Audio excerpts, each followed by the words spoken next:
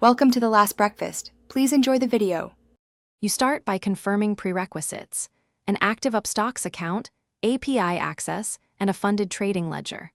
Once confirmed, you generate API key and secret in the developer console and note callback settings. Next, install Python and the Upstox SDK with pip so your environment is ready. Then you authenticate using the API key and perform the OAuth flow to receive an access token. Make sure to store credentials securely and test a simple account info call to verify connectivity before moving on. Once connected, you encode your trading logic into modular functions: signal generation, risk sizing, order management, and position tracking. Then you fetch historical candles and backtest with realistic assumptions, include slippage, latency buffers, and brokerage costs to measure drawdown and win rate.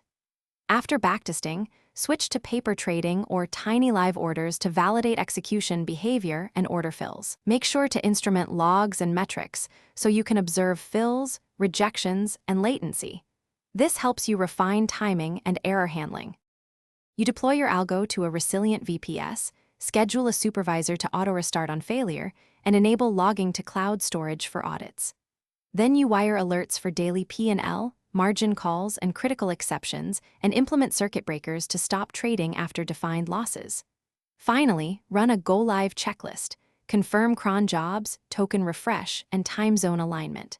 If something goes wrong, first verify API rate limits, token expiry, and order status responses. Those are the most common failure points to fix quickly.